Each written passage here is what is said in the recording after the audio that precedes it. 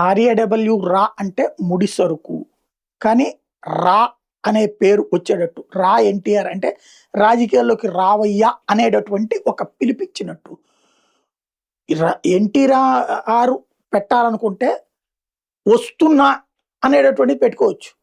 ఎన్టీఆర్‌ని రావాలని పిలుపునిస్తున్నది ఎన్టీఆర్‌కి సంబంధించినటువంటి అభిమానంతో 100 కోట్లు ఖర్చు పెడతానన్న సంస్థ ఎవరో సంథింగ్ రా ఎన్టీఆర్ అన్నటువంటి పేరుతో ముందుకొచ్చారు.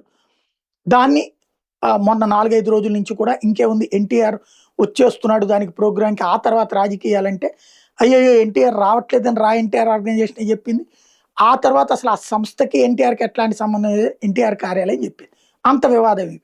ఈలోపు దీన్ని వైఎస్ఆర్ కాంగ్రెస్ పార్టీకి అంటగట్టేసింది ఆంధ్రజ్యోతి. ఇప్పుడు పోలీసులు రంగంలోకి దిగారు. ఆ నిర్వాహకులను అడిగారు. పర్మిషన్ తీసుకున్నారు.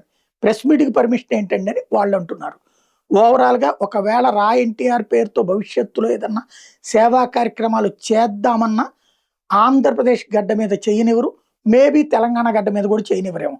ఎందుకంటే అక్కడ ఉన్న రేవంత్ కూడా తెలుగుదేశం సంబంధించినటువంటి తరహాలోనే ఉన్నారు కాబట్టి.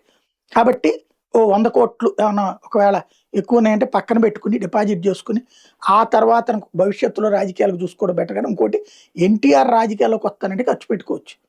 ఎన్టీఆర్‌కే ఇష్టం లేనటువంటి సందర్భంలో, ఆయనే భయపడుతున్నటువంటి సందర్భంలో, ఇంకోటి ఇప్పుడు ఆ స్పేస్ లేని సందర్భంలో తీసుకొచ్చి ఆయన క్యారెక్టర్‌ని తిట్టించడం ఎందుకు? ఆయనకి సంబంధించి వ్యక్తిగతంగా దూషింపజేయించడం ఎందుకు? ఇది ఈ ప్రోగ్రామ్ ప్లాన్ చేసినోళ్ళు ఆలోచించుకోవాల్సి ఉంది. నిజమైన అభిమానులైతే.